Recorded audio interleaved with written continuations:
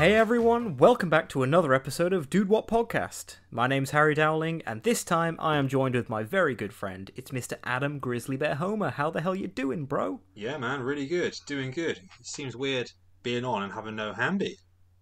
It is, isn't it? Yeah, it's kind of strange. Hamby's on all the time, but God, I can't get my words out. But to be fair, this is the third episode that you've been on, bro. I in know. a row. I'm on a roll. You are, yeah, man. So I'll have to get you booked for next week, like in advance, to make sure we can make it Definitely. Yeah, man. So today's episode is going to be a little different to the normal, but it's going to be similar to one that we did a couple weeks back. So if you listen to them on the regular, you remember that a couple of weeks ago, it was actually our 50th episode and the 1 year anniversary of the show. We were going to do a great big chat, and I was really ill. And we still ended up doing a great big chat, but we didn't do, like, the talking point. And I said at the time, you know, or after the episode had come out, it still performed well. And I thought, hey, you know, maybe we should do episodes every now and again where there's no big talking point, and we just double down on the sort of entertainment news and stuff like that. And I asked you, and I asked Ambi, and you said you thought it might be a good idea. So today we are doing it. So there's no talking point today. It's just going to be a lot of entertainment news, but that's good because there's a lot of video game news at the moment. So we're going to go through some of that in a bit. But before we get to any of that, Grizzo, what have you been up to, man? Oh, what have I been up to? Again, every week I've been on in a row now. I'm always like thinking back, like what I've actually done since last time. Again, had a little bit of DIY to do. There's some DIY. I knew it was coming, man. There's some DIY news. There's a bit I've done. So tell us what you've been up to. Well, I've done a bit today. I did some painting today. Nice. Again, it's all overdue. Yeah. But we've had some other DIY done by someone that wasn't me. So I've had a friend come over and put our big TV on the wall. Which is amazing. It looks like a cinema now. So happy with it. And it's great for playing games, watching TV. Just makes the whole experience so much better. You sent me a picture of it and a couple little videos, and it looks really good, man. Yeah, like super pleased with it. Like I was sort of shocked by how big the TV looks once it's on the wall because it is a big TV anyway. It's 55 inch, but once it's gone on the wall, like it like dominates the room. It definitely looks bigger on the wall now than it did when it was just on the stand. I kind of feel. Yeah, it's weird, isn't it? It's just perspectives, I guess, But I'm really happy with it. But apart from that, the biggest thing I've done this week is I met with our good friend Callum Hamby and his girlfriend in Manchester, and we went to watch The Killers. Yeah, you did. So I've barely spoken to Hamby. About it because I forgot all about it, to be honest. I asked him if he was going to come on the pod, and he was like, "Nah, you know, I'm not feeling it." And then he was just like, "The gig was good," and I was like. What gig? Oh yeah, you guys went to see Killers. How was it then? It was honestly really, really good. Super glad I went. Because I am a fan. I'm not a huge fan, but I'd say I'm more than a casual fan. Okay. But yeah, I wouldn't have gone normally, but somehow Hamby and his girlfriend had free tickets. Offered me one, and obviously snapped at the chance. And really glad I went because they just killed it. Really, really good. Yeah. And I don't know if you've seen online or anything at all, because it's been going around like Unilad and Lad Bible and stuff. Yeah. About the old guy crowd surfing. No, I haven't seen anything. Yeah, so about halfway through the gig, they were playing a song, and they just stopped the song. And, you know, we thought there was like a fight going on or something. And he was like, oh, there's a guy here, like the singer was like, oh, there's a guy here, like, you know, he needs like some attention. And he's like, bring him forward. And he's like, "Oh, you look a bit old to be crowd surfing." Like he didn't say it like that, but like he sort of put it like that. And like the camera zoomed in on him, and this guy looked like he was like 75 at least. Like proper old dude. He had like a massive cut on his head, and like he'd been crowd surfing, and somebody dropped him on his head. Oh right. And so the singer came down, gave him a hug and stuff, had a little chat with him, and they started playing again. And then literally every song after that, like the camera kept like zooming in on this old guy, and everybody was cheering every time this old guy came on the screen. Did he do any more crowd surfing? No, he didn't. You could probably find a picture on Facebook or on Google. The guy's got like a big gash on the back of his head. This old bloke. No way. I'll have to have a look at that. No, I haven't heard or seen anything about Yeah, that. it was really funny. But the gig itself was really good. But getting there and getting out was absolute nightmare. Um, Why? well, I drove there by myself, so it took me a couple of hours to get up there. And went to meet Yeah. Hamby at this place called the Trafford Centre, which is like a huge. It's like a casino meets It's a in mall. Manchester, Yeah, isn't it's it? in Manchester. Yeah. Absolutely massive mall.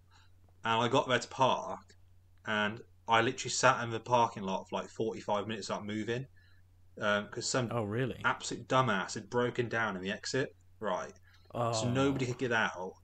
So everybody was beeping their horns. Like Hamby was ringing me, and he was like, "Are you Yeah. here now, man?" I was like, "Yeah, I'm here. Like, can't park. There's a bit of a queue in the parking." He's like, "Okay, I'll give you a call back in a bit." About 45, 50 minutes later, he called me again. He's like, "Have you parked?" I'm like, "I haven't moved." Yeah. Oh, And God. like everybody was beeping their horns. So there's like a choir, like an orchestra of horns going off around me. He was like, "What's going on?" And I was like, "Dude," I was like, "I've got no idea what's going on." But eventually we started moving, and somebody had broken down in the exit. And Right. obviously, because the person behind them was right up their ass, they couldn't Yeah. move. And Nobody then could it was just a move. Yeah. chain of cars that were stuck. And it was an absolute nightmare. But yeah, the gig was really, really good. Good. And it was also at the same venue, the Old Trafford Cricket Club, as the Chili Peppers going to play Oh, in a couple okay. of weeks, and it's got me Yeah. really, really hyped for that now because it was a good venue. It's just shitly organised. Right. Yeah. Yeah. So I know that Hamby originally was going to stay in like an Airbnb up there because it's quite a way for him. He's It is a way. down London way. But he ended up driving back, I think, and he said it was he got back at about 3 in the morning or something. How was it coming back for you? I got back at 2:30. Okay. So where we parked was like a 10-minute drive from the venue, but it was like an hour long Oh right. walk.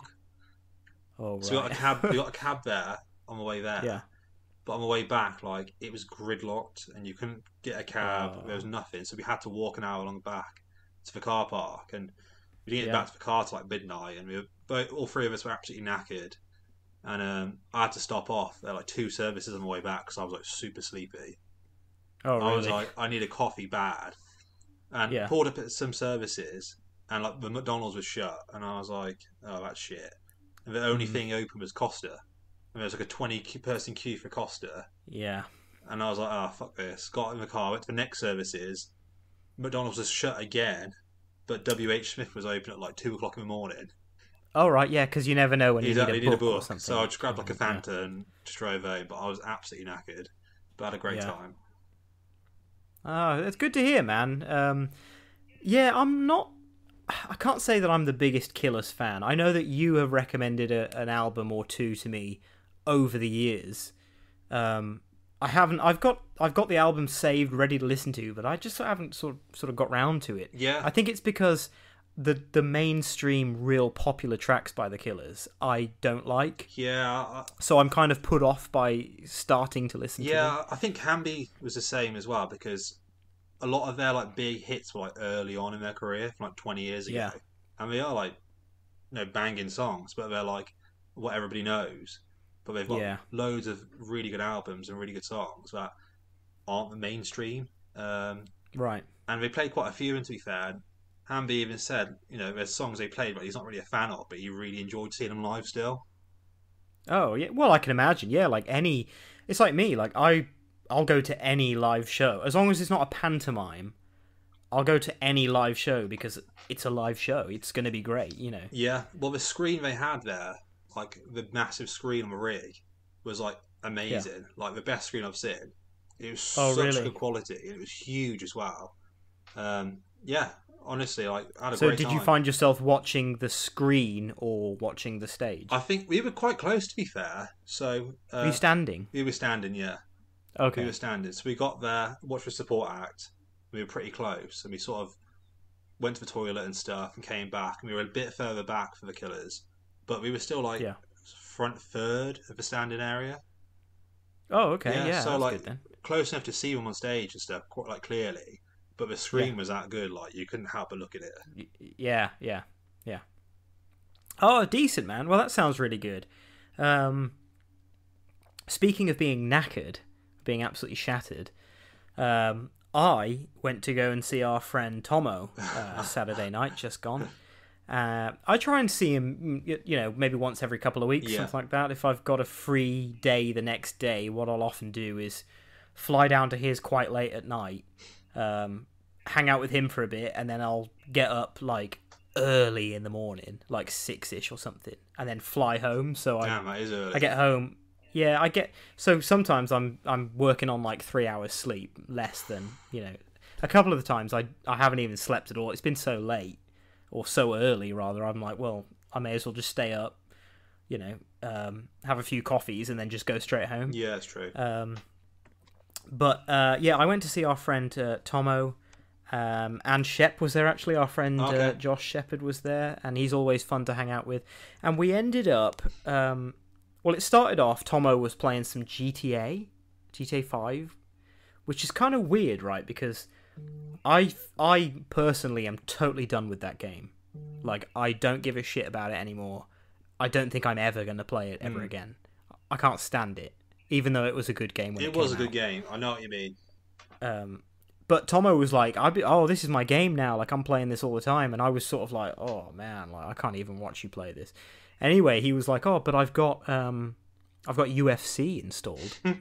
Should we play a bit on that? And basically, we went on that. We sort of watched Tomo make a hilarious character. And all of us got so into it. Like, me and Shep didn't play. We were just watching the whole time. But we got so into it that we were legit playing until, like, early hours of the morning. Or just watching Tomo just unstoppable. He got 15 KOs in a row. Jesus. He's not lost a single fight. He is unstoppable. Yeah, so... if only he was like that in real life as well. Just a knockout machine. Oh, God, yeah. Just hanging out with Tomo.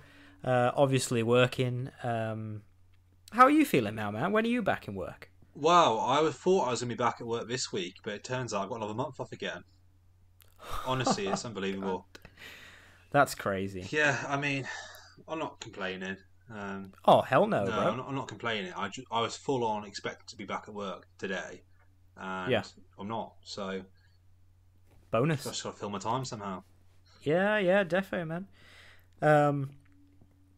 So I went to see Tomo, working as usual, and playing some games and things like that. But, like I said to you before we started this pod, we're going to leave the game chat for its own separate segment. I don't know what it's going to be called. I don't know if we're going to do it all the time, but today we're going to leave all the game chat to its own segment. I feel like it's been building up to this over the last few weeks. It has, yeah, definitely. I think it's because, like, me and Hamby play a lot of games. But at the moment, with you being off work, like, every time I go on Xbox and I see who's on, you're playing a different game. I know, I'm a machine at the moment. Yeah, definitely. And so we've always got loads of game chat, me and you. So it's we may as well put this in its own segment. But speaking of segments, I think it's time for everyone's favourite segment. It's What Are We Drinking? What are we drinking? Alright, so, what are we drinking?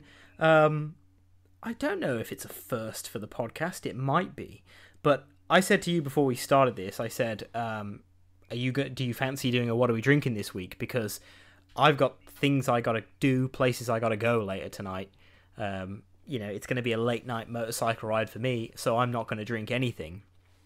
But then I had a look at my fridge and I found something that was suitable, and you were like, hell yeah, I want to do it. So, Grizzo, what are you drinking this week, man? So, I've had this in my fridge now for probably about a week, just sat there, the last bottle of a pack I've had for about a month. Again, it's Estrella. So, he's done it again. Again, I think it's like the third or fourth week in a row I've been on. I've literally been slowly getting through like a bottle a week. Of this box of beer. Next week or whenever I'm on next, it will be a different beer. Nice. But I'll open it up. I've drank it hundreds of times.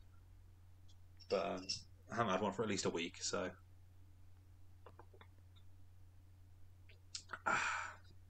It's ice cold. Ice cold. Good. I mean, it's Estrella. If you haven't had one again, I recommend it every time to everybody. It's it's been in your fridge for a while. Why have you not drank it? Do you not love it, or is it just one of those ones where you're like? I think because it's the last bottle, I just keep looking at it. I'm like, I don't fancy the last one yet. Yeah, I get that. Last bottle blues. Exactly, and now is a perfect time. Yeah, defo. I always thought those Estrellas have got a really cool design. I like the small label, minimalistic. I like how they show a lot of the bottle. You know yeah, what I mean? I really like it. I think it's one of those beers that tastes really different in a bottle to it does on tap. Yeah, And I'm not a fan of it on tap, but I much prefer it in a bottle. I can't say that I've ever actually had it on tap. Is it vastly different? Not vastly. I think I just prefer bottled beer altogether. Yeah, I think it is the best weird, way to consume a beer. Yeah, some of them definitely taste weird. Like, if you cast your mind back to possibly one of the first few episodes we ever did, especially when we brought the What Are We Drinking segment in, I brought on a beer called Bathams. Oh, okay. There was a guest. I can't remember who it was. It wasn't... I don't think it was you. I think it was Hamby. I think it was Hamby. I think it was Hamby's first What Are We Drinking. I brought a bottle of Batham's Best Bitter on, and that is a beer that, in a bottle and on tap, it's two different beers. Like, in a bottle, it's fizzy, it's sharp, it's hits you, you know? But from tap, it's flat. It tastes completely different. Yeah, it's true, and it's like that as well. Sometimes you get a beer on tap and it's fizzy, you know, it's lively, and when you get it in a can, and it is literally like water. Yeah. It's strange, isn't it? It's it's strange that way. I can sort of understand it being flat from the tap because, you know, it's a keg and it's open and stuff like this. But it's honestly, if you taste tested both of those, you'd probably think they were the same brand. But but you'd say drinks. they were different beers. Yeah. So this is what I meant when I said I think I've got something different. I can't remember now. It might have done it already, but I have brought an alcohol-free beer onto the podcast. Now, it's not something I normally drink because I don't unless you're having a bit of a sesh with the lads and you genuinely can't drink for whatever reason. I don't really see the point of non-alcoholic beer. No, I agree unless there was one that's crazy tasty. I agree, but there's been times when I've gone to a party or a Christmas party or something, and I've had to drive and I can't drink, and I've had one, and you genuinely feel like you're still drinking. It's a bit of a placebo. Oh, okay, yeah. Yeah, like you're saying, you know, if you're at a party or something, you got to drive. Yeah, or if you're with all your mates at the pub, and for maybe you're on medication or something, you can't drink. I think it's good for that because you do get that because everyone else is merry. You do get that sort of placebo. You honestly do. I remember the first time I had one. It's a weird thing to say, but I was almost felt a bit tipsy, and I was like, "This is weird, man." Yeah, it just messes with your head. It just tricks you into thinking you're having something you're not. But I have what I believe is probably the best non-alcoholic lager. Now, I was actually given this by Fee's parents because they drink a lot of alcohol-free beer. Really? Okay. It's just always in their fridge. If Fee's dad has a beer, it's an alcohol-free beer, basically. So I have with me today a Beck's Blue. Classic. I think it is the best tasting alcohol-free beer. I would agree with that, yeah. Yeah, if I had to choose one, it would be a Beck's. This, like yours, is also ice cold. It's been in my fridge for a few days now. So let's crack this open and give it a little taste test.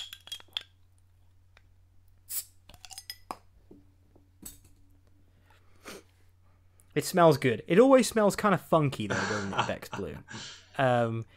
If you've ever had a Beck's Blue, you know what it kind of smells like. It's strange why it smells like that. It's so weird. But goddamn, is it refreshing.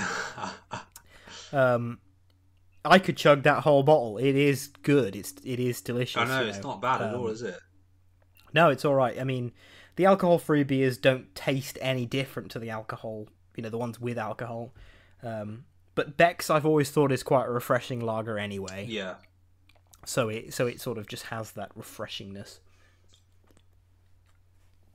Well, that's what we're drinking this week. Along with the Beck's, I do also have a tiny drop of crappy Morrison's brown cola or whatever it is. No Club Orange. Got a bit. No Club Orange today. I'm gonna have to get some more. That was banging. No Pepsi Max. Sorry to disappoint as well. Wow. We're all out. Something's got. Are you feeling all right, mate? Got to go shopping. All right. Well, let's leave the beer talk there and move on to something a little different. What are we drinking? Okay, so as we said, there's no Hamby, which means unfortunately there's no ham bone to pick. Which is a real shame. Like, the ham bone to pick is genuinely, in my opinion, one of the best bits of the show. It's one of my favourites, and what I want to know as well is how long he spends thinking of the ham bone. So, it's going to go one of two ways, isn't it? It's either like very last minute, like he's like, okay, that's it, right before we go live. Or it's like he's got a journal at home and he like scribbles things in it, and tries to come up with He's got a little notebook. Someone pisses him off, he's straight in it. I think that's probably the case, to be honest, because earlier in the podcast I started asking, in the run of the podcast, I would always message him like, "Hey, bro, have you got a ham bone to pick for the episode?" Blah blah blah, and he'd always be like, "Yeah." And now I never ask him because I know that he's got one. I genuinely think that he has a little notebook. He's a true professional. Down in. He knows what he's doing. Oh yeah, 100% professional. So unless you have an honorary ham bone, I mean, I don't. But if you've got something on the top of your head that don't want to step on anybody's toes. No, that's probably for the best. Otherwise, it's Hamby's next ham bone is going to be that time when you fucking stole his segment. Yeah. Okay, so this next segment doesn't have a proper name. The working title is "What Are We Playing?" because it's a segment where we talk about video games and what we're playing at the moment and stuff. But I listen to a lot of podcasts, and you would be surprised, or maybe not, but you'd be surprised how many of them have a segment called "What Are We Playing?" and it's talking about video games and stuff. So I don't want to call it that. I'm going to come up with something fun and quippy, but not today. So this next segment is temporarily called "What Are We Playing?" and it's where we're going to speak about all the different things we've been playing over the last week. So, Grizz, you've been playing a hell of a lot. So what have you been playing this week, bro? Well, like Hamby with his notebook for the ham bones, I've compiled a list of games I've played and want to play. Wow. Yeah. Well, I've had this time off work, and I've been busy doing DIY and stuff like that around the house with the dog as well. But I've also had a lot of time to play games. Yeah. So I was like, I'll make a list. Play some games I haven't played for ages, or I've always wanted to play, and just play them. Yeah. And I've played so many now. I've sort of lost count of what games I have and haven't played. Yeah, because I wasn't joking when I said every time I go on Xbox, you're playing something different. Legit. Like you actually are, yeah. Well, I randomly started playing Splinter Cell Conviction, the co-op mode, with my brother about a month ago. Oh, what a great game mode that was. We played through it again, me and Tim. Yeah. And what shocked me was how short it actually is. It's really short. I remember we played it when it first came out, and it seemed like it went on for hours. But we literally bashed it out in 2 hours. Yeah. And the funniest thing as well, I mean, it's not really a spoiler. I mean, the game's been out 12 years or something like that. Yeah. But the end into the co-op. Yeah. You know what happens. It's been a really long time, to be fair, bro. I don't think I do remember what happens. The whole co-op campaign is Archer and Kestrel, isn't it? That's it, Archer and Kestrel. And at the end, I do remember now. Yeah, so okay. at the end, I mean, if anybody is listening, it doesn't want it to be spoiled. I mean, the game's 12 years old, you should have played it. Yeah. And it's just a co-op side bit as well as the main story. Yeah. But at the end, these two players that you've been playing as have to fight each other 1v1 at the end. Yeah. And only one can win. And I think the first time I ever played the co-op, I played it with you. And I can't remember who killed who out of the two of us. No. But I remember doing it with my brother when my brother was probably about 12 and I was like 15, and I killed him. So he's had this grudge on me for like 10 years that I killed him. Oh, okay. So we did it again, and I killed him again. So he was raging about that, absolutely raging. But after you'll have to play it again in like 10 years. I know, with like 40. After playing that anyway, I had this massive itch to play like old school Splinter Cell games. So I played Chaos Theory, like the OG Xbox One, which played really, really well actually. It's had an Xbox One X upgrade, so it's 4K, so it looks really good. Nice, got rid of like all the blurred noise on the screen. Played Double Agent as well after that, and then played Blacklist. So basically bombed through all the games, except for Conviction, because I played it about 5 times before. And then I started playing Assassin's Creed Origins. So I saw you were playing. So don't tell me you finished that in about 2 days. No, I gave up on it, right? So okay. I'm obviously a big fan of Assassin's Creed like you are, but the newest trilogy of games, they're not bad games, they just don't compare to what came before. No, they don't. Yeah, they definitely do not. And for the genre of like games they've gone for RPG, they're very shallow and just a lot of bloat. But Origins is definitely the best one out of those 3 games. And they brought out like a new 60 FPS frame rate boost on it. So I was like, I'll give it a go. It's 4K, 60, so it will look next gen, even though the game's 5 years old. And it looks really, really good and plays really well. Oh, okay. Honestly, it just plays really well. But playing it, I've played it for about quite a bit. I'm up to like level 25 or something. I put a decent amount of hours into it. And it's just, I was getting so bored of just doing the same thing over and over and over. And I really love the main story. But the level lock is so annoying. It's like, here's this cool story. You've got to do side missions for 4 hours to level up to do the next story mission. Yeah. And I just got sick of it. So I was like, I need a bit of a break from this game. So just before you go on to the next game, I can totally relate to that because I, as listeners know of the podcast, I've probably said it before, but there was a time where I would play through every single AC game every year. And that stopped with the new trilogy because they're huge games. So big. Maybe a few years ago, before this 60 FPS 4K patch came out, I did try and start it again because I've been wanting to play it for a long time. All of them again, the new ones. I've only played them once each. And I played maybe about an hour and a half, and I hit that wall. Yeah. And I was like, now is not the time for me to play this game. It's difficult because I want to like the game. There's a good game in there, but there's so much crap in it. I am going to install it soon, though, because, as you know, Fee is a teacher. Yeah. And she's actually teaching...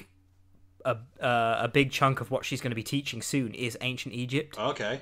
And surprisingly, it's way what she's teaching is way more in depth than I would have thought primary kids need to know. So she's asking me and I love it because I love that sort of thing. She's asking me all these questions about ancient Egypt, and I said to her, "Well, the newer Assassin's Creed games have got that history tour mode, or whatever it's called." So I said to V, we should install it, and you should just go around on the history mode, and because I don't know if you, the listener, are familiar with it, but with these new AC games, they're so big and full of history and stuff. They brought out this mode called History Tour or something, and it's essentially the same game, but they've taken out all of the combat, and you basically just walk up to things like a pyramid, and it will say, "Here's all the information on the screen," basically, and it gives you like a lesson. And it happens with anything you interact with. It's genuinely very good, and I could see that realistically being used to teach kids. It is a really good idea. It's a really good idea, and they pulled it off really well. But the only thing I've noticed, because I remember seeing this Discovery Tour or whatever it is, because obviously they brought it in Origins and then had it in Odyssey, and I don't think they have it in Valhalla. I'm not sure. I think they usually bring it out quite a bit later. Yeah, so it's probably just not out yet. They've definitely got it in Odyssey anyway as well as Origins. Yeah, but I've noticed from playing Origins again, is they've took out the whole like codex thing where like you go up to like a pyramid and it tells you like the history of the pyramid, or you go to like a spring or like a tower or like a landmark. Yeah. And it tells you like interesting facts and stuff. That's not in the game at all. Oh, yeah, really? They took all of that out because they put it in the discovery mode. Oh, and I okay. used to love that about Assassin's Creed. Yeah, me too. Yeah, I was always spend ages, Assassin's Creed 2 and stuff in the codex, just reading everything. Yeah, it's a good game. The setting's fantastic. The map's great. It's just it doesn't know what it wants to be. The game doesn't know what it wants to be, and then that's continued into the other two. Yeah, I am really praying that this new, the sort of selling point with this new Assassin's Infinite or Infinity or whatever it's called, where it's going to be this live service hub world where they just put stories in. They have said they're thinking about putting in different types of games. So, like, maybe one will be like a 2D or something. Maybe one will be, and I'm praying for an old school style game. Yeah, I think it's difficult, isn't it? Because they obviously go where the money is, and even though the games aren't classed as like being good or they're nowhere near as good as the games used to be, they're still selling like loads, like millions and millions of copies. Yeah. And they're getting new fans. They're getting like younger kids playing those games. Their first experience of Assassin's Creed is Origins or Valhalla. Yeah. So they go back and play the older ones. They're like, oh, what the hell's this crap? Where we're like, oh, this is the real Assassin's Creed. Yeah. Sorry, man, I interrupted you. So you said after playing Origins, you felt like you needed a break. Yeah, I mean, I had to have a break from playing a game by playing another game. So if that makes sense. Okay, yeah. Instead of just having a break from gaming at all. But I just got so bored of like doing the same thing over and over and grinding side quests. And I was like, I just want something fun that's like linear, but like will keep me interested. And I was like looking at games I've got downloaded that I could replay, and I saw the Tomb Raider reboot, the 2013 one, I think it is. 2013, yeah. And I mean, I've had that downloaded for years, and I've played it a couple times, but I never played the other two games after.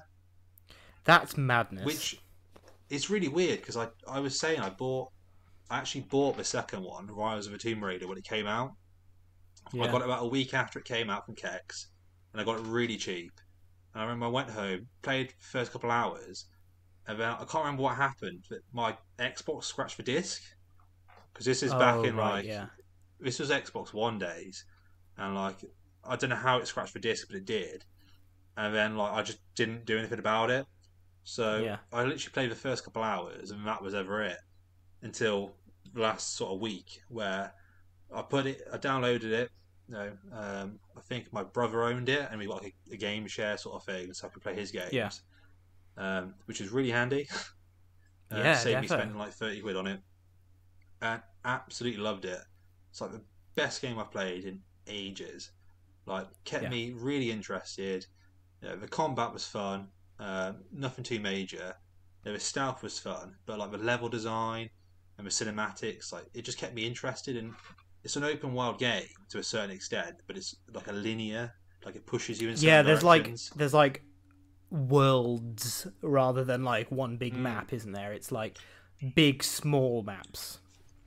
But I completed it in about 3 days because I loved it so much. I literally was like, this is great. And there's a few areas where you can sort of free roam. I remember you saying about The Last of Us 2 has areas where you can sort of free roam a bit. And there's one big one in the Rise of the Tomb Raider. And I literally just did everything in that location. Oh, nice. And since I've completed it, I've gone back and just been achievement hunting pretty much, which I haven't done for God knows how many years. Like, I haven't achievement hunted in years and years. I literally was like, I've enjoyed this game so much, completed it. Like, I want to do more, but I didn't want to start Shadow just yet. Because I was like, if I play the second game and the third game back to back, it might get a bit boring almost. Like it's the same mechanics. Maybe. So I was like, I'll leave it for a bit. But that's the latest game I've played. And that's good. If anybody hasn't played it, the whole trilogy is worth playing.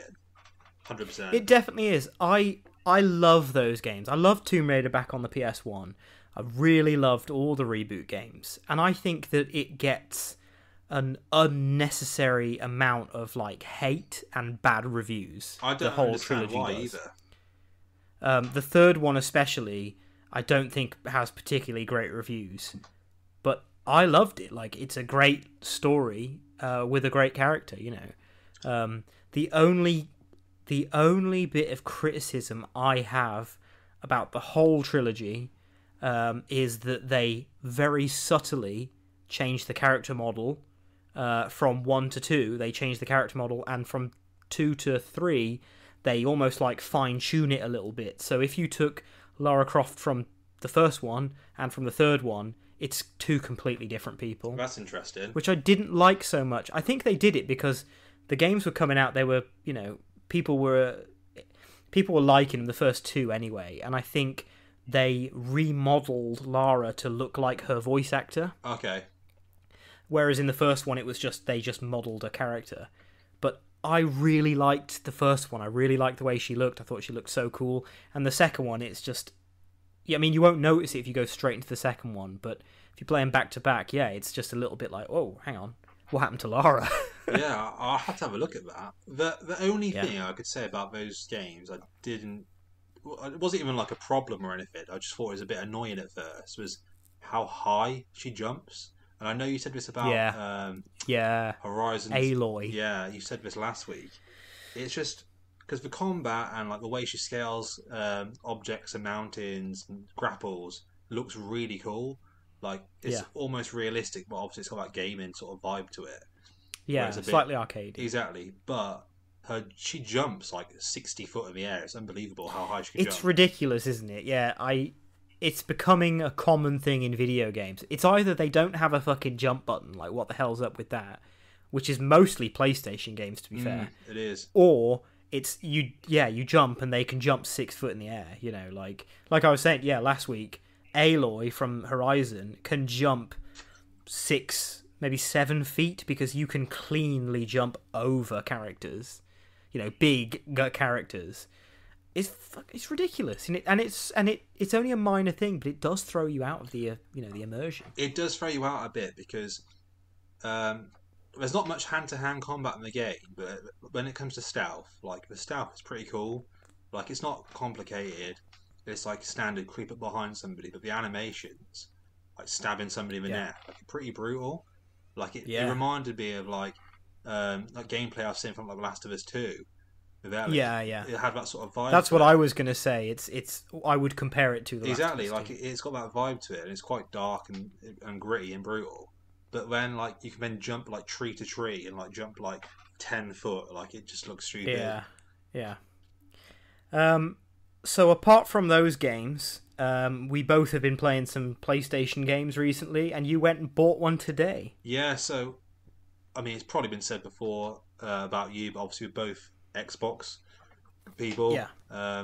100%. Yeah. I mean, I've always had Xbox since I've had the OG Xbox, and that was the last PlayStation console I had was a PS2 at the same time.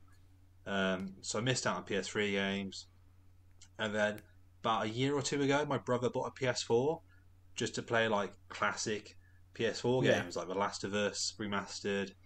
He bought God of War. He bought Spider-Man. And he played them all, and he was like, "Here you go. You can have the PS4 pretty much.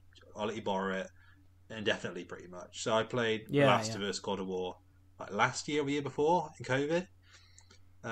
So I just had this PS4 literally sat like in a box under my bed for like a good year since I last played God of War. And like I said earlier, I've been making a list of games I want to play, and I was looking. I was like, "There's loads of games I want to play on the PlayStation I just haven't played," and one of those is obviously The Last of Us 2, which you've recently played.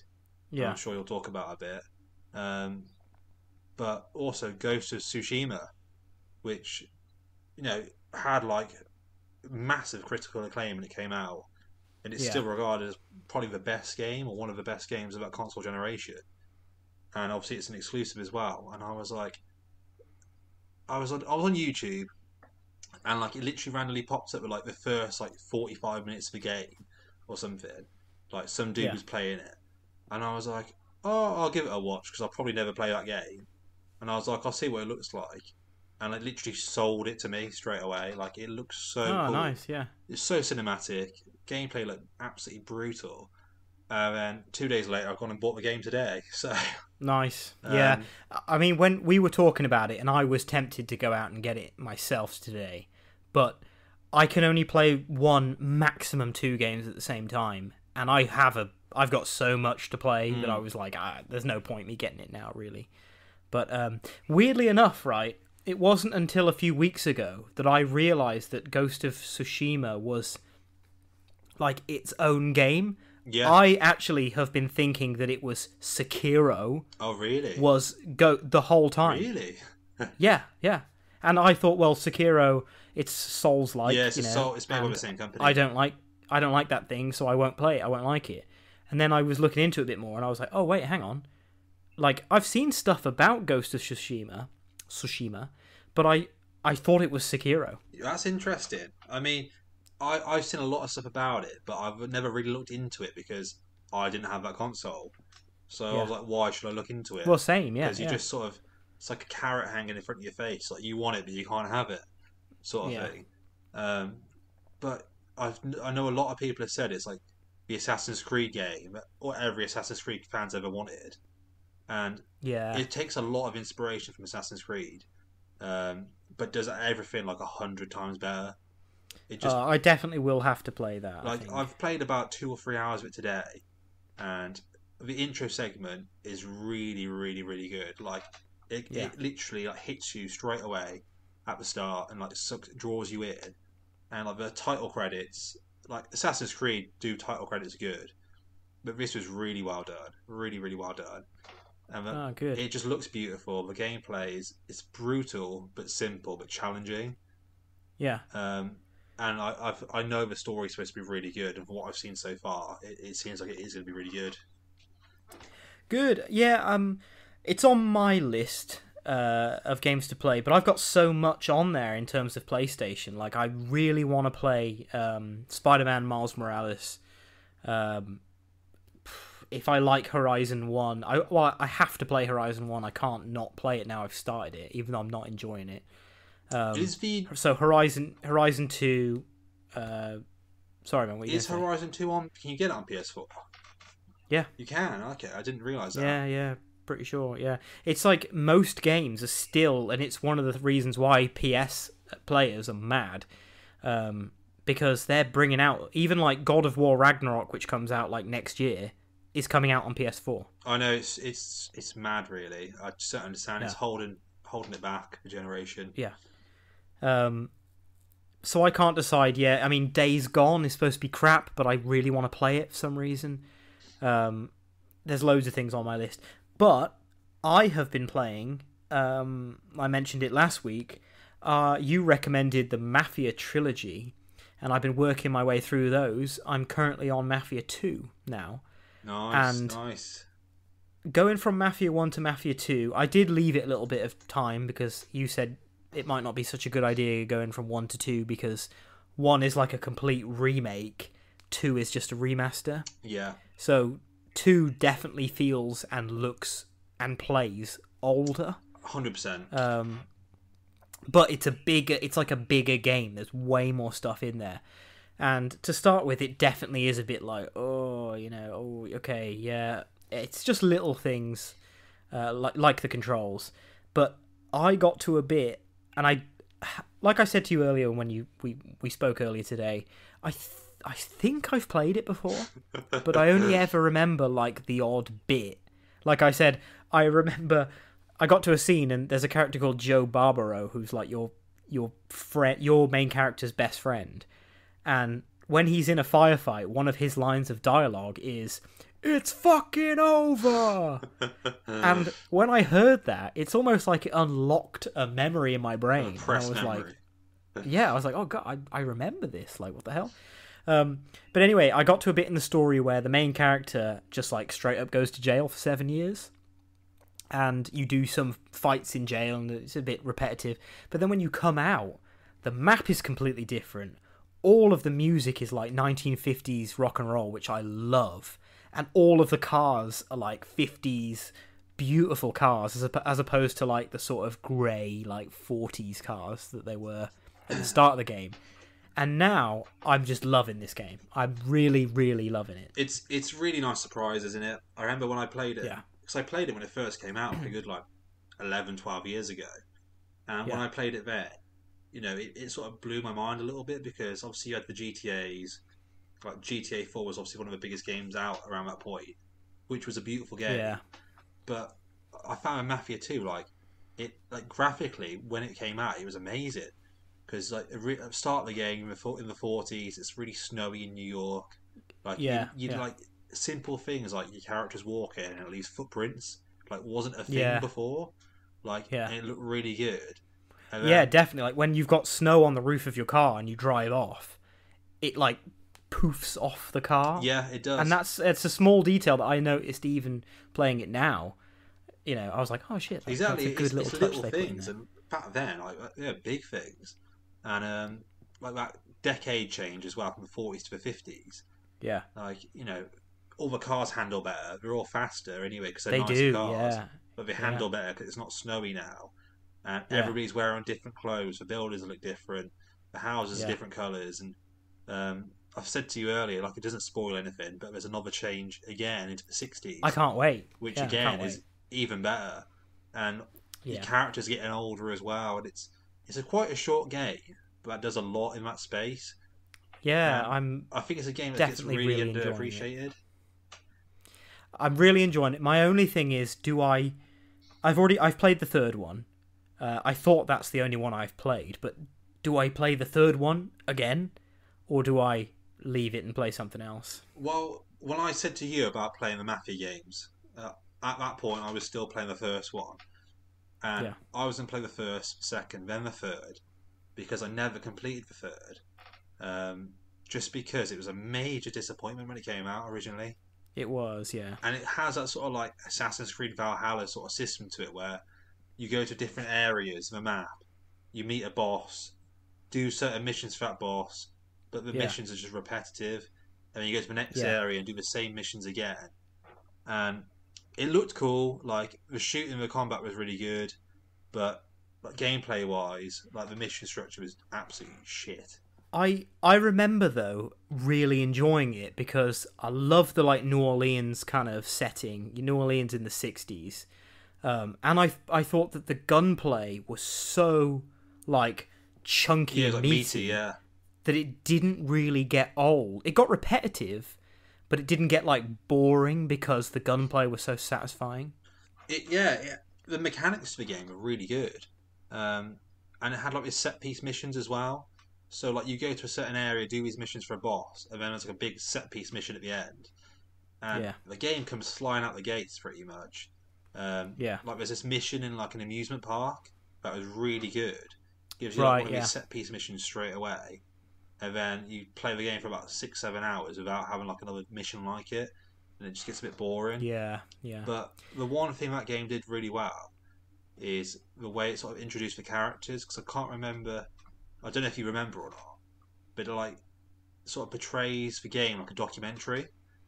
Yeah, it's like a proper, like 60s style crime documentary. That's one thing I like about the Mafia games is they are quite unique how they sort of portray the story. Because the first one, the whole game is literally a flashback.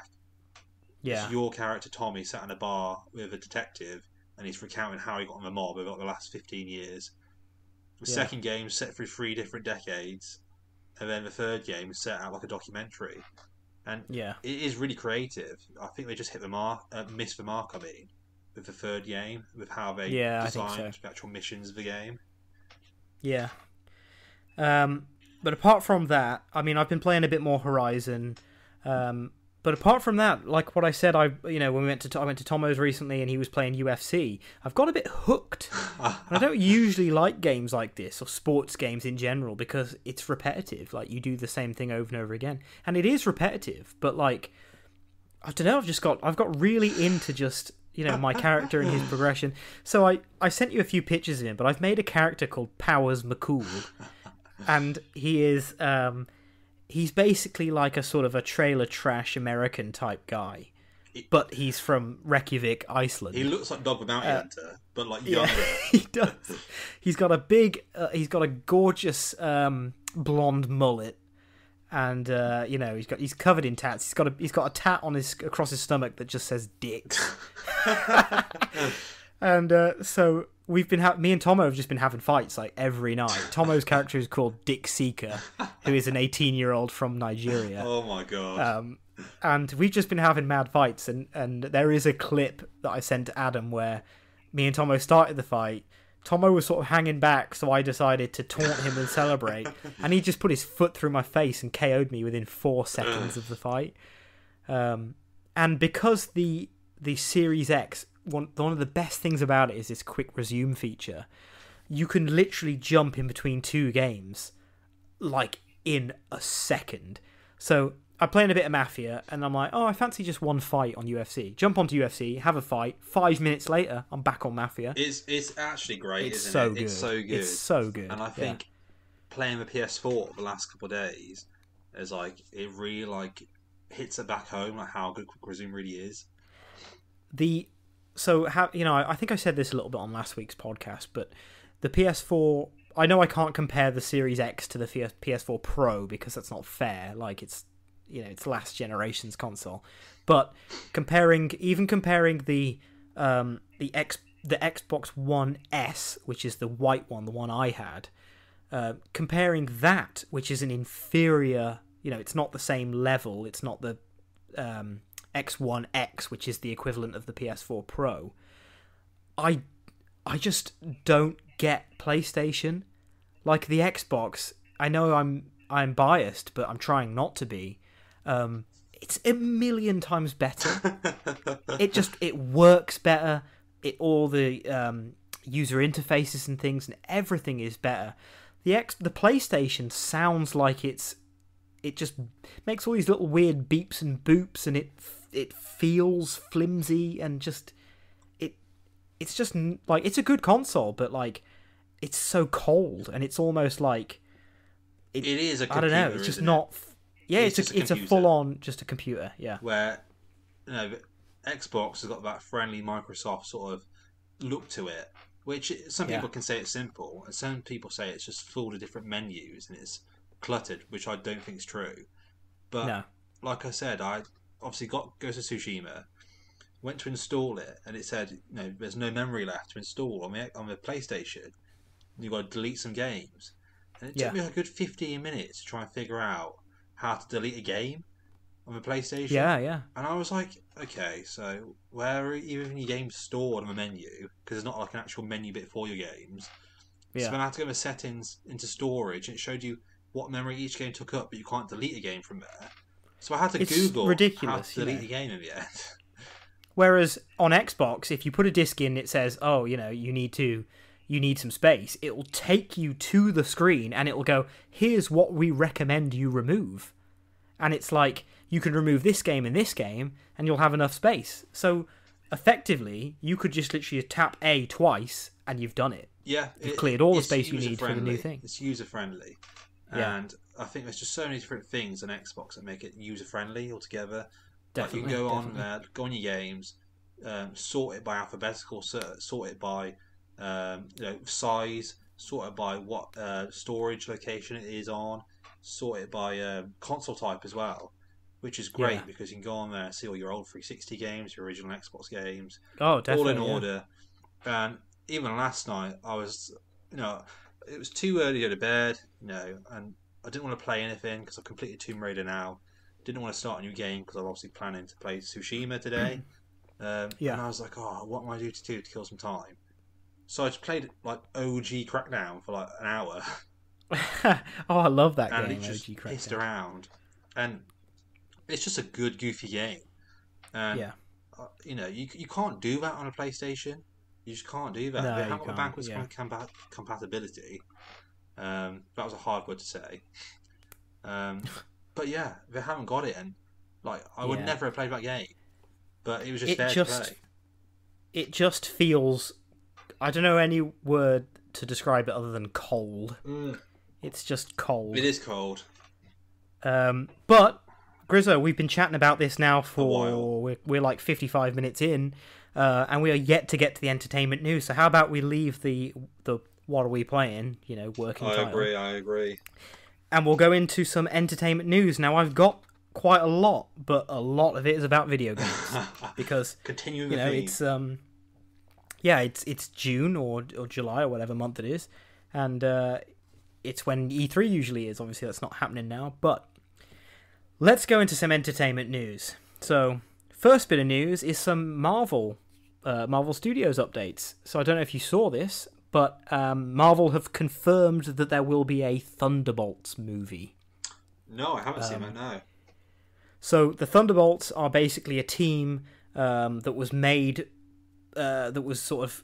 made by Thaddeus Ross, I think his name is, but his nickname is Thunderbolt. He's the guy who was in the Incredible Hulk film. He was also in Endgame and stuff like that. He's the sort of the government guy with the white mustache, basically. Yeah, I know who you mean. Yeah, so it's a team compiled by him, although he probably won't actually be in it now, because unfortunately the actor died. He passed away, didn't he? Yeah. He did, yeah. But I think it's what they've been building to with Julia Louis-Dreyfus's character. She keeps appearing at the end of movies and TV shows, and she's like, hey, how's it going?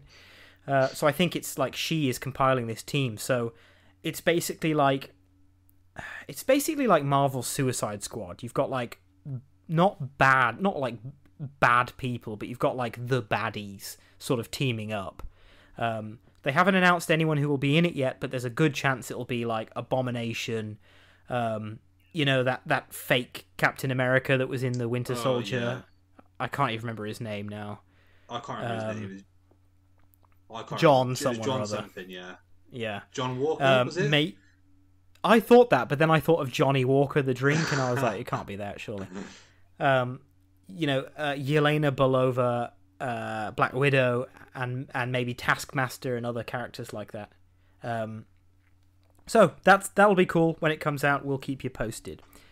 Next little bit of news. I think we spoke about it last week. You haven't watched any of The Boys yet, have you? No, I haven't watched a single episode.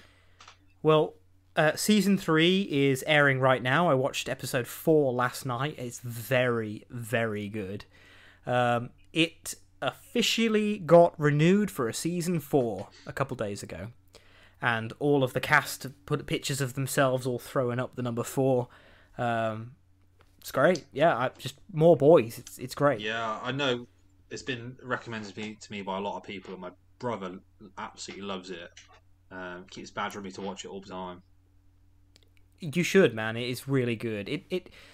It's sort of like it's superheroes, and obviously the superheroes are kind of lame compared to like Marvel heroes and that.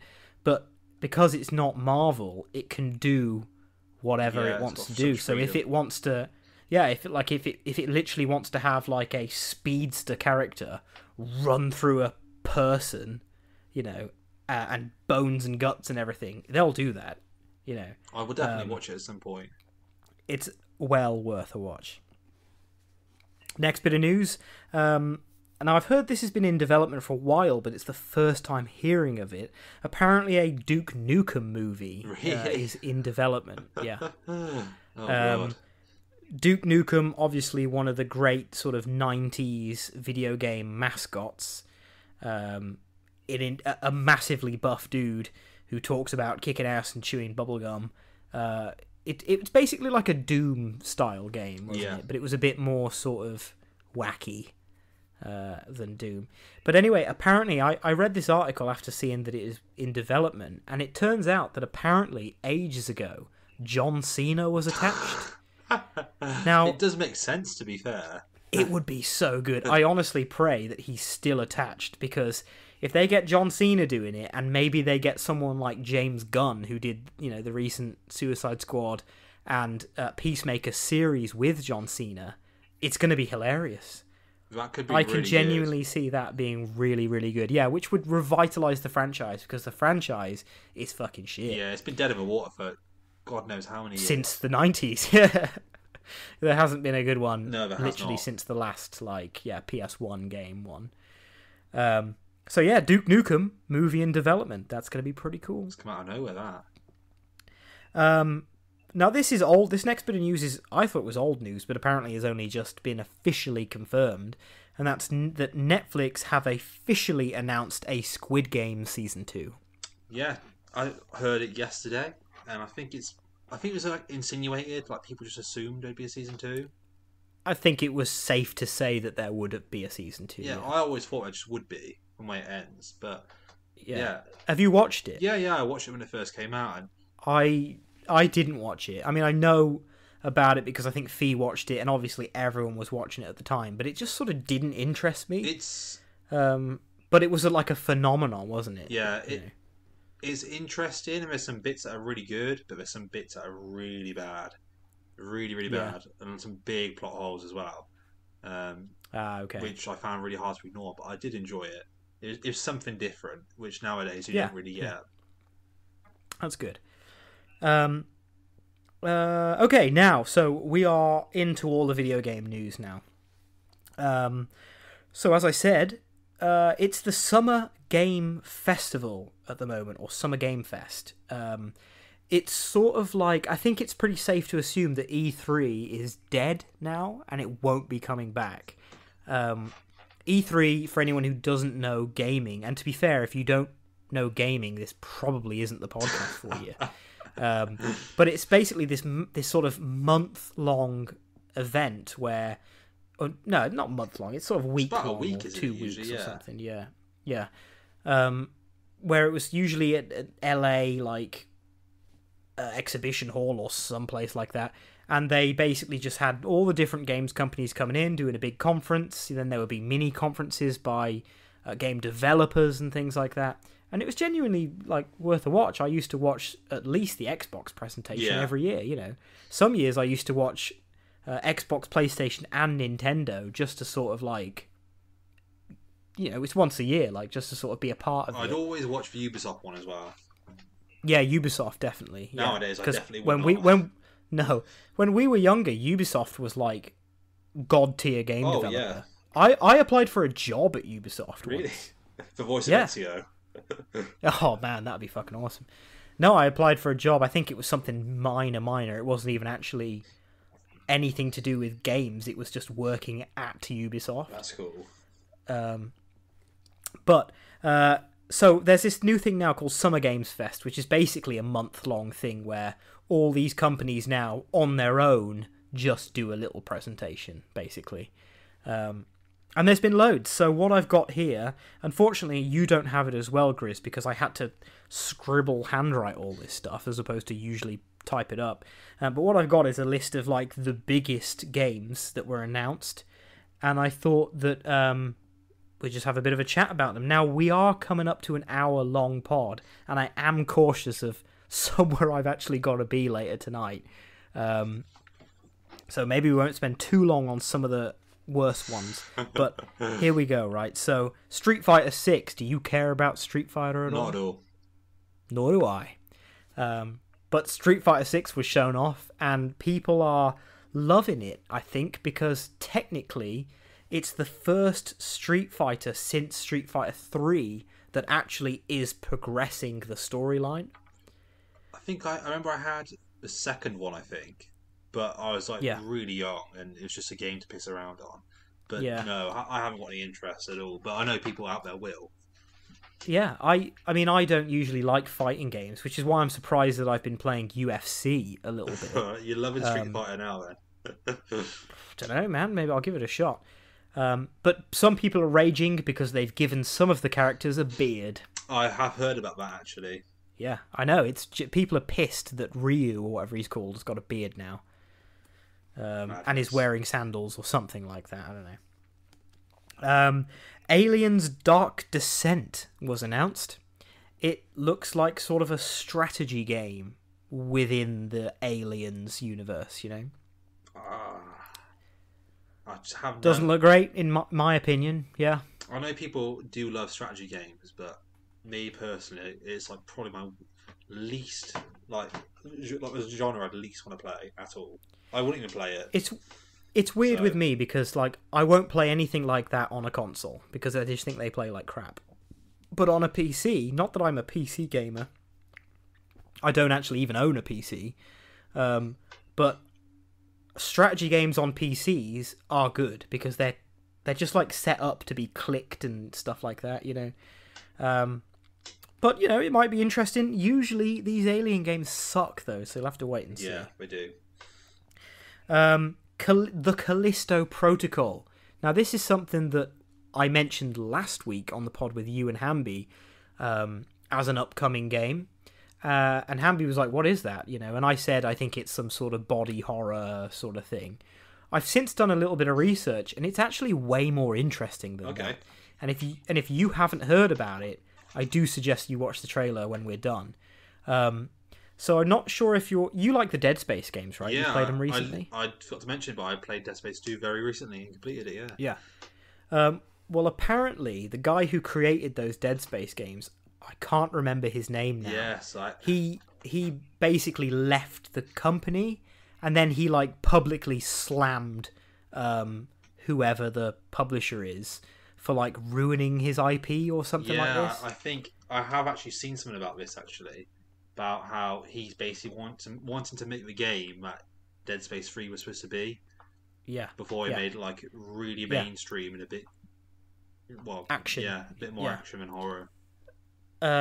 So it's designed by that guy with his team, and it looks very good. I mean, it looks like Dead Space, like the way the camera is and the way your character sort of like hulks as he moves a little bit and like curb stomps, and like it looks like it may even have the same life bar on the back. That's really thing. Cool. Yeah, I will definitely watch that because I have heard about it. I just haven't seen the gameplay.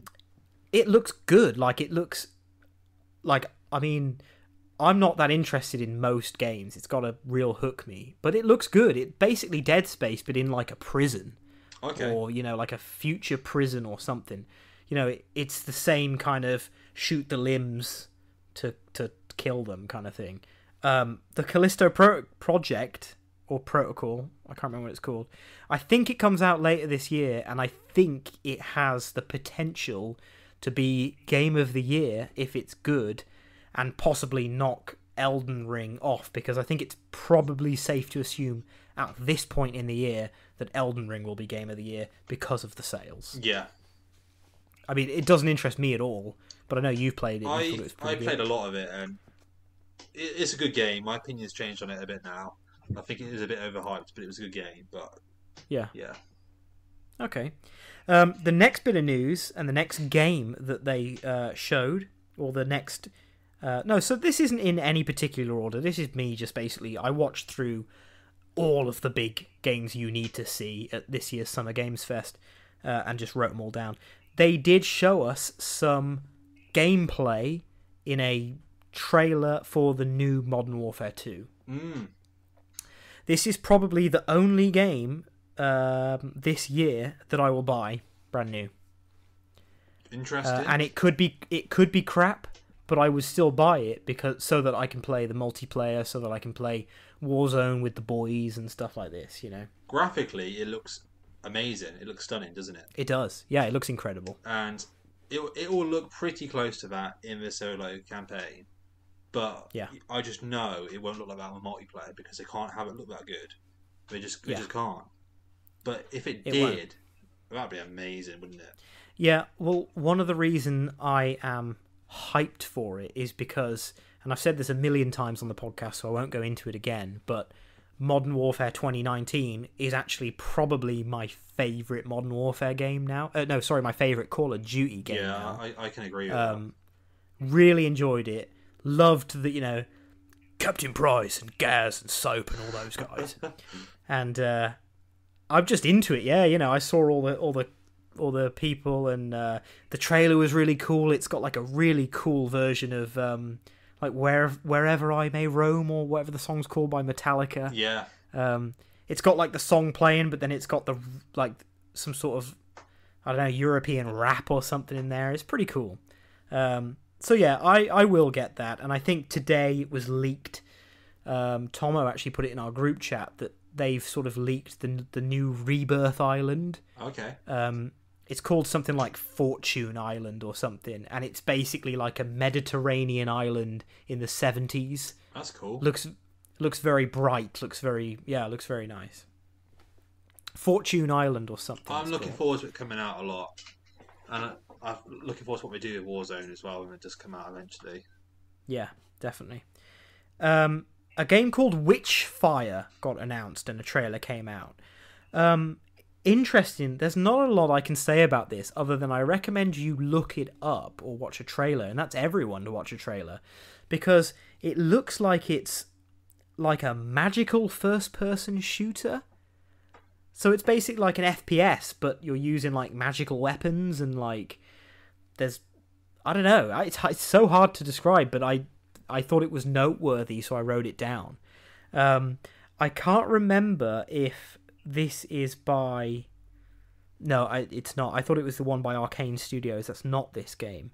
Yeah, Witchfire. Literally just look it up. I was a bit sort of, what the hell is this? But it looks good, you know? Fair enough. I haven't heard about that one.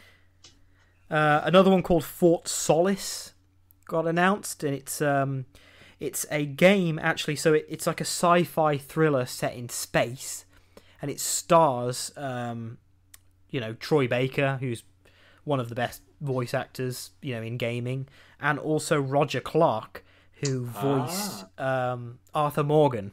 That's pretty cool, duo. Yeah, it is, and it looks good too. There's not a whole lot of information about it, so I don't have much. Again, it's another just go and watch the trailer. But it looks cool. I can't tell. It's almost got like an indie vibe to it. It looks like it's going to be very heavily story-driven. Okay. Which is good. Not a bad thing at all nowadays. Goat Simulator 3. I'm sure there's people out there who really care about that. The only reason I made a note of it was because the trailer is pretty good. So, do you remember E3 back in probably like 2010 or something, where they showed the trailer for the upcoming Dead Island 2? Oh, yeah, but it looked absolutely incredible. But the game didn't look anything like it at all. Well, the game never came out, did it? Or did it? It did. Dead Island 2 came out, yeah. It was alright. It was basically the first Dead Island again. Dead Island Riptide, it was. No, this was after Riptide. Oh, really? This was like, it was supposed to be Dead Island 2, and it was that trailer of that guy jogging, and he like becomes a zombie while he's jogging, and it got crazy views, but then the game never came out. Wasn't like Jack Black in it, in like the trailer for that or something, or his voice was in it, I swear. No, yeah, so you're right, but I remember looking it up back in 2010 or whenever, and it actually isn't. It's the guy who voiced Jack Black's character from Kung Fu Panda. So it's basically a guy doing a Jack Black impression. Well, it was a good one. Yeah. But Goat Simulator basically took the piss out of this, and their whole trailer is... They've remade that trailer, basically. Oh, okay, that's clever. But for their game. Yeah. We also got Marvel's Midnight Suns, which looks kind of interesting. It's sort of a dark Marvel team. I can't tell if it's a strategy game or if it's one of these like grid games, where your character can only move in like a certain grid, and then it's their turn to move and stuff like that. Turn-based. Yeah, that sort of thing. It looks okay. I'm not going to play it. No. One that did look pretty cool. Now, sorry, I'm blasting through these fast. There's a whole lot of them. There's a game coming out called Metal Hell Singer or Metal Hell Slinger. I can't remember what it's actually called. But did you ever hear of a game called BPM, Bullets Per Minute? I have heard of it, yeah. So BPM is one of these games. It's a rhythm game. So it's a first-person shooter, but it's rhythm, so you can only shoot on the beat, and everything you do has to be on the beat, basically. That game did incredibly well. It's supposed to be very good.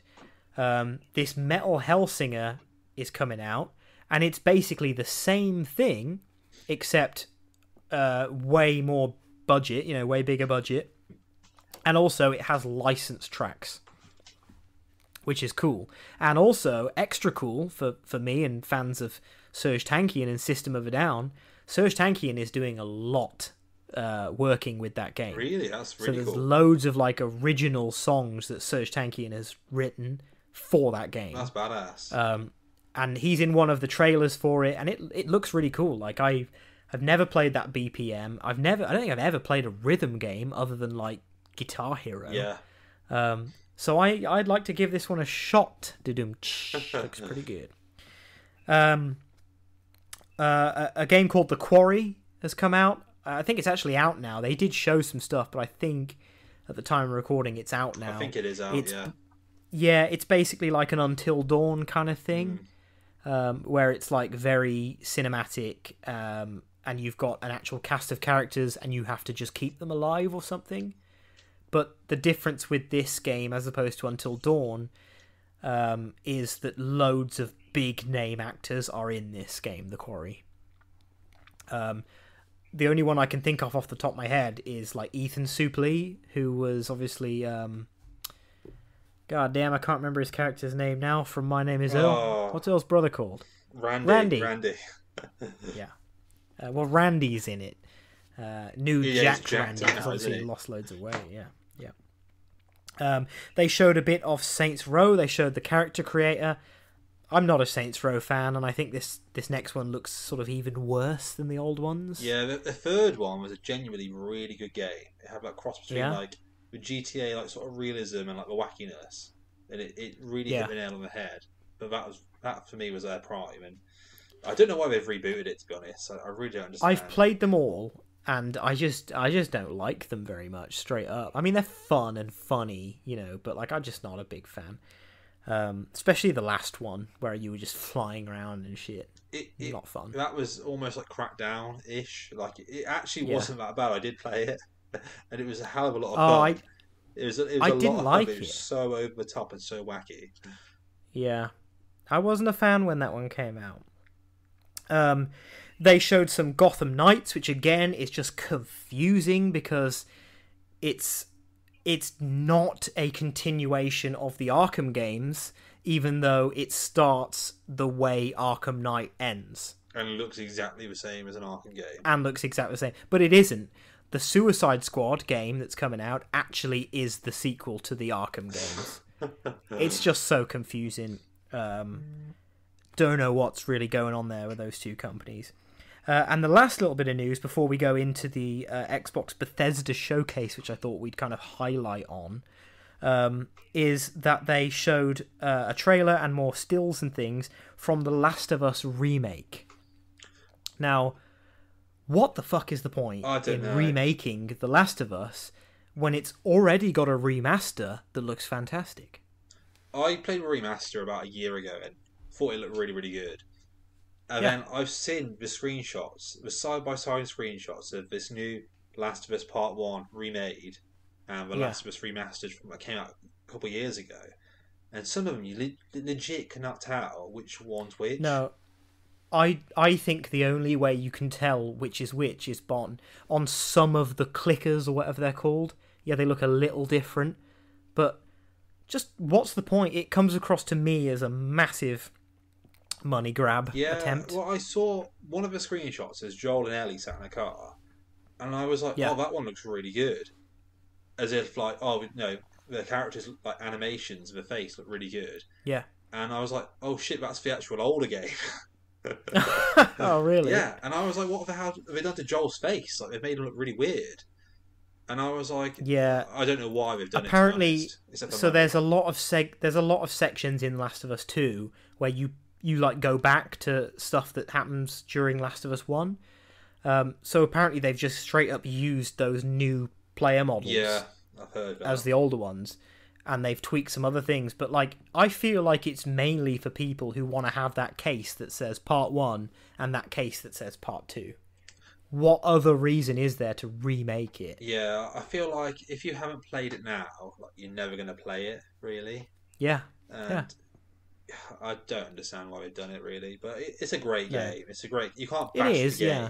It's just the business behind it, which is a bit confusing. Yeah, it's super confusing. It's not like like you said, it only came out a few years ago. Where's the sense? I know. I don't know.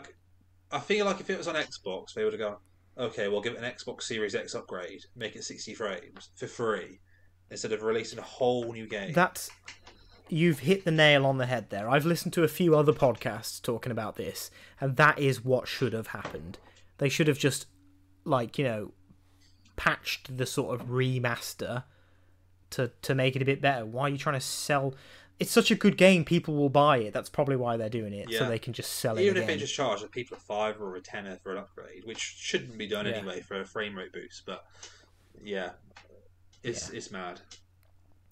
Okay, so BNX boys, we obviously we're going to focus on the Xbox Bethesda, a bit more of it now. There's not that much. The main biggest bit of news that I think both of us were interested in, you actually sent me last night. You sent me the 15-minute trailer thing that came out for it. Todd Howard came out on stage. It Just Works Howard came out, and he finally showed us some of Starfield, which got announced last year or maybe even the year before. Yeah, it might have been a couple of years ago now. It's been teased for quite a long time, and they did show off quite a lot of the game. Actually, I thought they did. They did show off. I think they needed to, though. I think they did need to. I think if they showed us a trailer, it wouldn't have been enough. But they showed off enough gameplay to sort of show, what it had, but also what there's a bit of mystery left still. I personally thought it looked quite good. It's clearly a Bethesda game. Like the way characters move, 100%. They have a bit of like Bethesda jank to them still. Yeah, like that Fallout 3 had 13, 14 years ago, maybe even longer. And the way the characters' faces look, it's got Bethesda look too. But I love the idea of creating your own spaceship. The map, the world, the universe looks huge. I think there's 1,000 planets or 1,000 solar systems. 1,000 solar systems. And there's 9, 10 more planets in each solar system. And I think where it's going to stand out of this, if they do it right, is games like No Man's Sky, which had a lot of bad press when it came out because of the bugs and so on. But they've done a lot of work to it over the years, and it's a good game now. A lot of that stuff's randomly generated, so you'll fly to a planet and it just randomly generates a planet for you. Well, I would have thought that Bethesda will handcraft each individual planet, and I think that's where this game will stand out more than any other sort of space exploration game. Do you think that, knowing Bethesda, that will lead to copy and paste? Basically, I was going to say dead planets that are just things just slapped on there. I think if Fallout 76 hadn't have happened, then yes. But I think they've had such a bad rap that they need this to be a good game. We need it to be a really good game. And also, I mean, this is the first game to be released since the partnership with Microsoft. And like I've said before on the podcast, big man Phil Spencer is not going to let Todd Howard release a piece of shit. No chance. They're under the microscope now. It's an exclusive. It's a big game. It's a big company, and at the moment, Xbox hasn't got many big IPs that are exclusive. Yeah. And people could buy a console over this, which for Xbox is a huge deal. Yeah. So they're going to release a game that is the next a true next generation game. But you know what Bethesda are like. You could get anything. Yeah. I mean, I wrote down. So I made some notes, and I wrote down typical Bethesda. We haven't chatted about it that much because I wanted to save it for the podcast, but I'm not that impressed by it. Okay. It's not that I don't think it will be good, and I'm not saying I won't get it. I will get this game. I mean, I do love Bethesda as a game company. When they do good games, it just looks like more of what we've already had. It does, and it shouldn't, because this is a whole new thing. At one point, it shows the new lock picking mechanic. It's just they've just taken they've kept the key core bits, which is just something on a screen that you move around. I don't know. It has that Bethesda jank. I don't think the graphics looked that good. And I thought the spaceship building, or because at one point Todd Howard is like, everybody, like, this is our favorite thing about it, you know, and he's like basically showing that you can build your own spaceships. You know, how it's going to work is there's going to be modules that you can stick on and you can craft a ship any way you like, right? But do you remember when base building came out on Fallout 4? Yeah. And it was like, I can do anything I want, but I don't want to. That was exactly what I thought when I saw it. I was like, that looks pretty cool, but it's giving me major like flashbacks to the settlement building, which I literally didn't care about at all. And if you tried it, it was so bad. I can see myself, because I say I will get this game, I can see myself literally not bothering to build like a cool spaceship or whatnot, and just keeping the basic crap that you get, you know. It's interesting how there's going to be such a big world and how they're going to like put a story into that. Yeah. Because there's no way a story is going to make you go to all these different areas of the world, like most open world games do. Yeah. Also, I think that I don't believe everything I've seen in that trailer, because there were some bits in there and I'm like, no, that's bollocks. Like, for example, there's a bit where he lands on this world. They're like, you're on a world called Crete, you know, and it's a cool planet or something. There's a bit where the character is running. He pulls a gun on like a big scorpion thing, which is like coming over a hill. And then the scorpion thing kind of turns away and walks like away from him. And then a few more of it do that. And I just thought, that's bollocks. Like, there's no way that's going to happen. Being a Bethesda game, that thing would just beeline for you. Yeah, you know, you're stood right there. Like you've got a rifle scorpion out. Yeah, it's coming for you. It wouldn't go like and just crawl away. It was definitely, and it made me think, oh, I don't know if I believe this trailer. Yeah, it was definitely staged to look a certain way, and you know, the gunfights were very well staged. Because I can just imagine the bit when your character in the gameplay trailer, he's got like rocket boots on or something, like a jetpack, and he's sort of like up in the air and he's like doing like spins and like, you know, going sideways and shooting. And I can just imagine that being like really, really like difficult to pull off, like actually in game. And I can imagine like it's going to be a really shit mechanic, because there's too many little things in that game that can go wrong. Yeah, and like we are just going to have to wait and see. You know, when it comes out. Like I've said, you know, third time now, I will buy this game. Like, I'll buy it looks cool. I think the character creation looks really good, even though I don't think the graphics on the people look that great. You know, they've got that Bethesda thing, but the whole time as well, I was thinking it just looks like a more polished Outer Wilds or Outer Worlds, whatever it's called. Outer Worlds is the one that is before the Obsidian game. Outer Wilds is like the space exploration one. Like, it's actually two different games. Yeah. Okay, well, I was getting Outer World vibes from it, you know, and I just think, well, that's already a thing. Do you think though? Do you think it'll be on Game Pass? Yes. So we haven't got to buy it then. Which is weird, because they didn't say it on some other games, like other ones that were on this list. For example, there was a game called Wolong Fallen Dynasty, which is like a ninja action Japanese game. At the end of that trailer, it's like day one Game Pass. They didn't say that for this, but it being an Xbox exclusive, if it's not on Game Pass, like, I will be disappointed. Yeah, it would break the trend. It would, yeah. If Halo's on there for day one. Yeah, I think it will. I think it will be, yeah. But no, it looks interesting. I don't have high hopes for it, basically. No, I'd like to be surprised. I think with Bethesda games, you can't get your hopes up anymore. No, you definitely cannot anymore. They showed off a game called Redfall, which looks quite cool. It's the new one from Arcane Studios. I believe they're the people that did the Dishonored games. Yeah, they are. And it's basically like a vampire first-person shooter. I have some of the gameplay for this, actually, yeah. Yeah, it looked interesting. Cool. I thought it looked alright, yeah. And I'm not usually a fan of Arcane because I don't like their art styles. But it looks alright. It does look interesting. Yeah. They announced a few other games. They announced a new Hollow Knight game, Hollow Knight Silk Song. Don't know too much about it. Never played the first one, although people say it's pretty good. They announced a sequel to Overwatch, the massively popular, character shooter. Is it? I think so. Yeah. Yeah. They announced a partnership with Riot Games. They're the people that do all the League of Legends and things like that, which is great.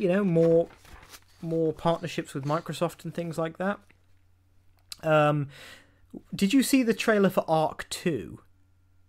Yes. Now, this was a weird one. I did see this. This was a weird one. That really so I've never played me. Ark. Yeah, I've never played Ark. Not interested. Tomo's tried to get me to play it a few times, but it's a huge game. I'm not downloading that. It's like 100 and something gig. So the trailer for Ark 2 came out, and it's basically, a load of dinos are having a little bit of a fight, and then a big boy dino comes in with like a helmet on made of bones. The T-Rex kills a dinosaur. The camera pans out, and then there's just like a topless Vin Diesel sitting on a T-Rex with like a little girl behind him or something. And he doesn't say anything, but he does some like Vin Diesel grunts. Yeah, but he's like... I literally have no idea what was going on. Because I was on Xbox with my brother last night, and he said something about Vin Diesel, and I thought he was taking a piss. So I went and watched it, and I was like, what the fuck? Well, that's exactly the same. I thought it was a piss take, and I watched the trailer, and I was like, what the fuck is this? So yeah, Ark 2, I wrote down Diesel and dinosaurs. What more could you want? And lastly, something we mentioned, might have been last week. I think me and Hamby were talking about Hideo Kojima. Games we were talking about, the Strand games. I think it was because we were talking about a sequel to Death Stranding coming out. That was it. So, pretty big news actually for Microsoft. They have announced that they are partnering with Hideo Kojima for a new game, an exclusive game, and apparently, according to Kojima, even though he's revealed nothing about the game, and we know that it isn't going to be Death Stranding 2, he has said that apparently, and quote, it is the game that he has always wanted to make. Interesting. And apparently, he's partnered with Microsoft so that he can use their cloud or something like this. But, I'm not a big fan of Kojima games. I like some of the Metal Gears, but it's more like Hideo Kojima could take a turd, put it in a box, and say, Hideo Kojima presents The Turd, and it would be a bestseller. It would. That's so true. And I'm not a massive fan either. I played the 5th Metal Gear, and there's some things I really liked about it, and some things I couldn't get into at all, no matter how hard I tried. But whatever he brings out, if it's on Game Pass, I'll definitely give it a go. Well, yeah. I think I played the first 10 minutes of Metal Gear 5 and just didn't like it. Straight up didn't like it. The start of the game was my favourite bit of the game. Oh, okay. Yeah. I probably won't like the rest of it then. No, it was hard to get into. Really hard. I mean, that's pretty standard with Metal Gear games. It is. I tried really hard, but I won't go into it too much. But yeah. I know it's got a lot of acclaim, but I couldn't get into it. Yeah, I mean, I enjoyed the first one.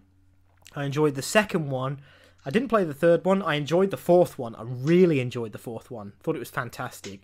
But I think that's something about, like, I really enjoy playing as an old character. I don't know why. I just feel like when you're playing as an old character who's limited and can't do things because he's old, I don't know. I just like that. And there's a lot of that in Metal Gear Solid 4. But then this new one came out, and it, I don't know. It's got like a horn on his head or something. It just looks goofy. I did play Ground Zeroes, which was like the I played that as well. To it. But I mean, that was a controversy in itself. They charging like full price for an hour-long game. I know, it's unbelievable, and I bought it not knowing it's going to be that short. Yeah, it's one mission. It is. The 5th one is literally that game, but like 40 hours long. Yeah. So that's actually all of the notes I have. I mean, knocked my microphone there. I think this Summer Games Fest is basically going on for most of this month. So there might be some more stuff next week. But this was the big one, because obviously, like I say, being X-Boys, we were really interested in the Xbox Bethesda stuff. I don't know if you mentioned, I won't go on too long because I never run short on time. I can't remember what it's called. You'll find it on Google somewhere or on YouTube. Okay. But there's a game announced that's made by the creators of Rick and Morty. Oh, okay, yeah. I'm not sure if you said the name of it already. I haven't, no. And it looks mad. I can't remember what it's called, but I remember hearing something about it. It looks like it's straight out of the Rick and Morty universe. Like it's an it's an FPS shooter. It's it is. Is it the one that's like life is something? I think it's they've got the guns are like little. The animals. guns are like bugs and things. Yeah.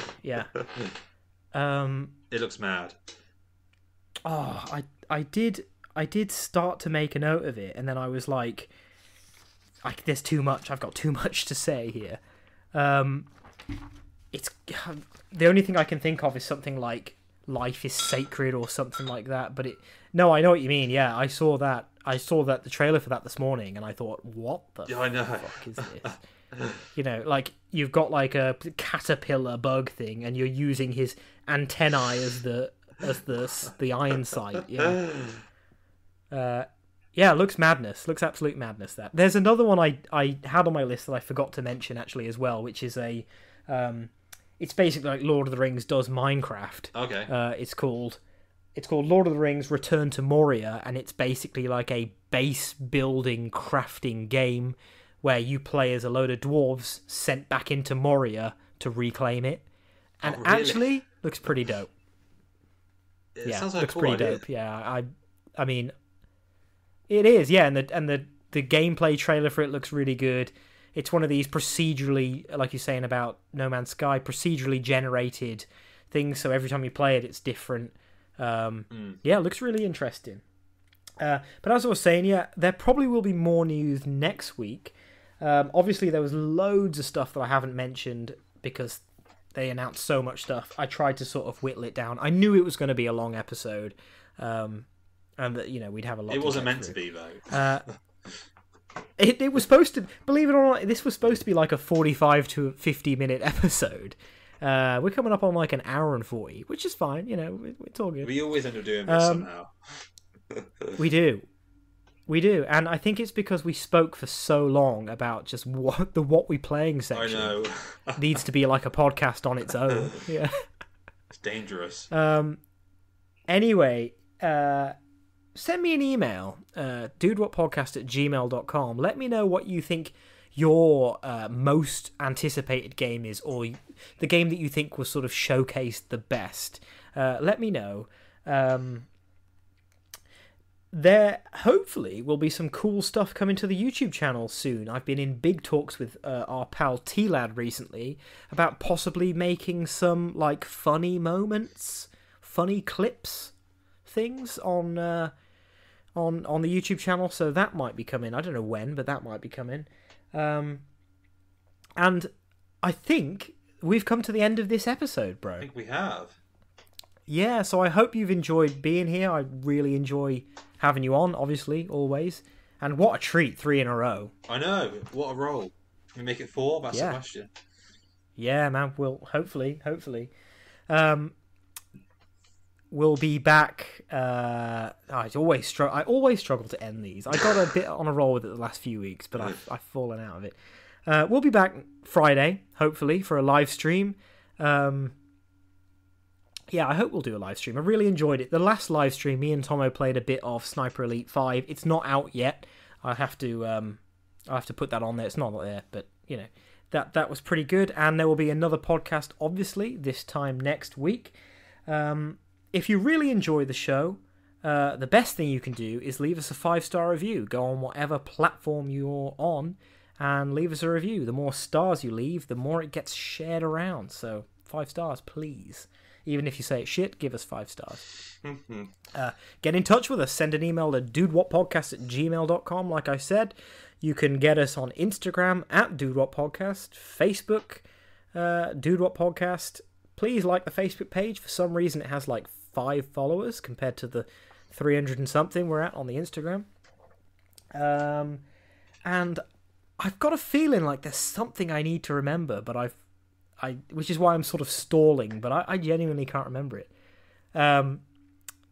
If you really want to help this podcast out, you can go to buymeacoffee.com/DudeWutPodcast, or just go on our link tree, which is everywhere. Go down to Buy Me a Coffee, go on that, and you can basically give us between £1 and £5 if you want. The option is there. It all goes towards the general running of this podcast because it actually costs money. Obviously, it's your money, though, and if you need it, keep it. I don't want to be just taking your money. So, all right. I think that is all we have. There's definitely something I don't think there is. Something's at the back of my head saying, like, you forgot me. But it'll have to wait until next week. As I said, Grizz, it's been real fun chatting. Everyone, thanks for listening to this episode. Thanks for sharing the episode around to your friends. And we'll see you this time next week. See you later, everyone. Bye-bye.